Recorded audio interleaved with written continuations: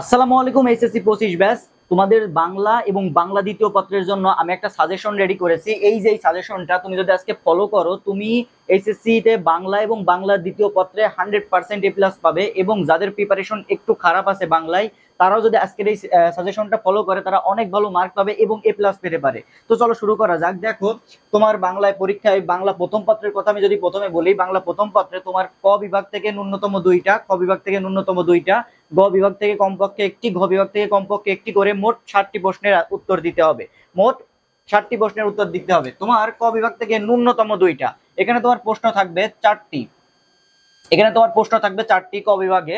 খ বিভাগে প্রশ্ন থাকবে 3টি, খ বিভাগে প্রশ্ন থাকবে 3টি, গ বিভাগে প্রশ্ন থাকবে 2টি এবং ঘ বিভাগে প্রশ্ন থাকবে 2টি। এখানে ক বিভাগে বলছে যে তোমাকে ন্যূনতম মানে 2টা প্রশ্নের উত্তর করতেই হবে 4টা প্রশ্নের মধ্যে। এখন তুমি ক বিভাগে 2টা প্রশ্ন করতেই হবে এবং খ বিভাগে 3টা প্রশ্নের উত্তর করতে হবে। এখন তুমি দেখো, ক বিভাগে তুমি যেই টপিকগুলো পড়বা সেটা হচ্ছে, দেখো, অপরিচিতা, বিলাসী, আমার পথ, রেইনকোট, মাসি পিসি।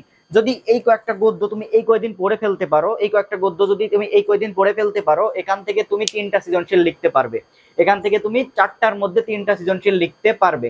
তাহলে দেখো, প্রথমে হচ্ছে অপরিচিতা, বিলাসী, আমার পথ, রেইনকোট এবং মাসি পিসি। এই যে রেইনকোট খুব গুরুত্বপূর্ণ, আমার পথ খুব গুরুত্বপূর্ণ, বিলাসী খুব গুরুত্বপূর্ণ, মাসি পিসি গুরুত্বপূর্ণ। এইগুলো তুমি যদি একটু পড়ে ফেলতে পারো, এই যে আমার পথ, এই যে এটা কিন্তু খুবই মানে ছোট একটা গদ্য, তোমার তুমি এক মানে তাড়াতাড়ি খুব দ্রুতই শেষ করে ফেলতে পারবে আমার পথ।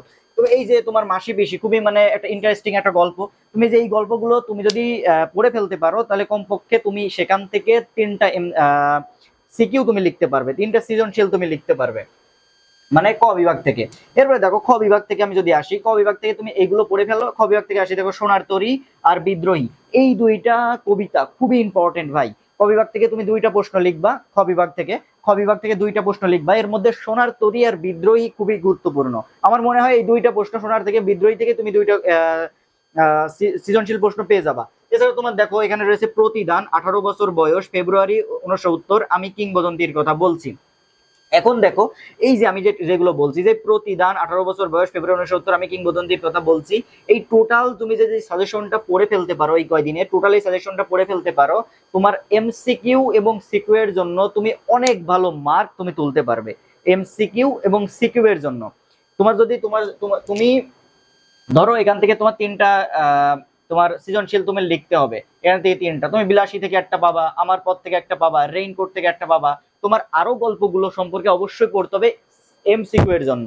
আরো গল্পগুলো অবশ্যই পড়তে হবে, কি কারণে? এমসিকিউ এর জন্য।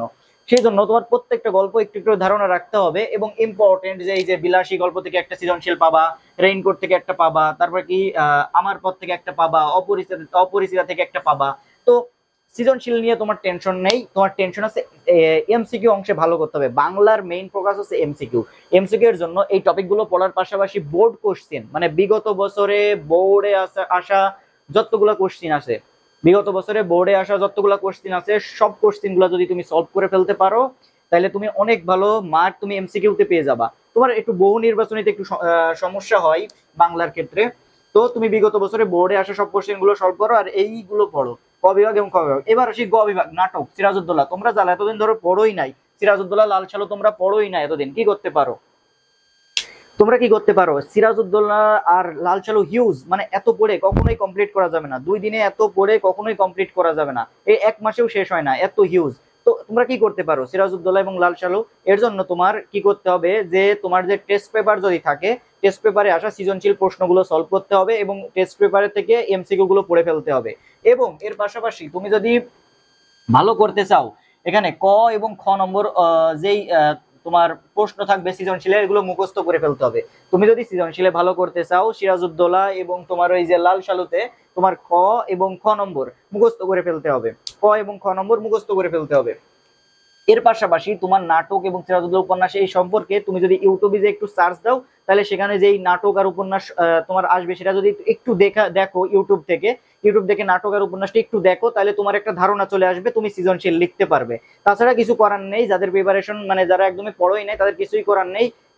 তোমার হচ্ছে নাটক উপন্যাসে এখন পড়ে শেষ করার মতো তোমার সময় নেই। সেজন্য তোমাকে ইউটিউবে গিয়ে তোমার নাটকের উপন্যাসটা দেখতে হবে, এর পাশাপাশি ক এবং খ নম্বর প্রশ্নটা পড়তে হবে এবং তোমার সৃজনশীল প্রশ্ন সলভ করতে হবে তোমার টেস্ট পেপার যদি থাকে সেখান থেকে।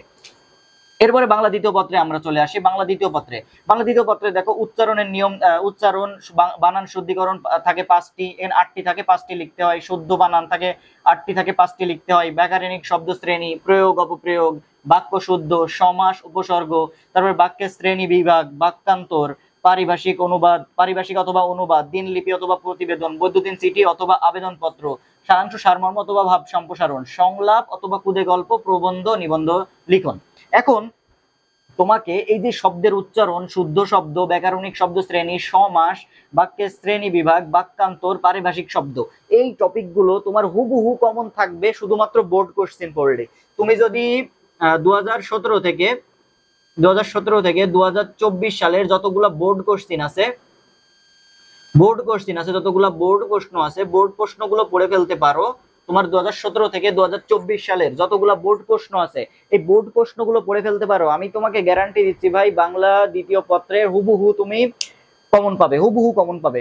35 মার্কের যদি তোমার ব্যাকরণিক অংশ হয়, 35 মার্কের মধ্যে 35ই তুমি কমন পাবে শুধুমাত্র বোর্ড প্রশ্নগুলো পড়ে ফেলতে পারলে।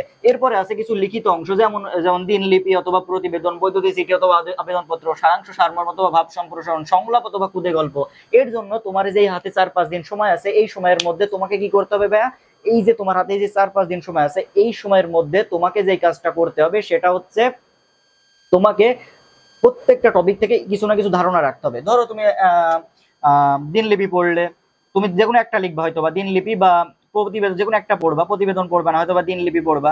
দিনলিপি দেখলে 3-4টা দিনলিপি দেখলে যে কিভাবে লিখতে হবে, আমি তোমাকে মুখস্থর কথা বলছি না, 3-4টা দিনলিপি লিখলে, বৈদ্যুতিন চিঠি 3-4টা লিখলে, তারপরে তোমার সারাংশ বা সারমর্ম যাই পড়ো না কেন 3-4টা দেখলে, 5-6টা দেখলে, সারমর্ম যেমন কাজী নজরুল ইসলাম, কবি তারপরে রবীন্দ্রনাথ ঠাকুরের কিছু কবিতার লাইন তুলে দেয়, সেগুলো মানে কবিতার লাইন থেকে তোমার সারমর্ম দেয়, সেগুলো একটু দেখলে, ভাব সম্প্রসারণ যদি লেখো, ভাব সম্প্রসারণ দেখলে, খুদে গল্প যদি লেখো, খুদে গল্প দেখলে, সংলাপ যদি লেখো, সংলাপ দেখলে। তো এই যে এইগুলো শুধুমাত্র বোর্ড 2017 থেকে 2024 সালের বোর্ড প্রশ্নগুলো যদি দেখো, বাংলা দ্বিতীয় পত্রে A+ পেয়ে যাবে। এবং বাংলার জন্য যেই সাজেশন গুলো দিলাম, যেইগুলো বললাম যে অপরিচিত, বিলাসী, আমার পর, ট্রেনকোর, মাসি পিসি, সোনাত্তরে, বিদ্রোহী, প্রতিদান, 18 বছর বয়স, ফেব্রুয়ারি 1970, কিংবদন্তির কথা বলছে, এইগুলো পড়বা। এর পাশাপাশি তুমি শুধুমাত্র তোমার টেস্ট পেপার থেকে সৃজনশীল প্রশ্নগুলো সলভ করবা এবং এর পাশাপাশি এমসিকিউ গুলো সলভ করবা।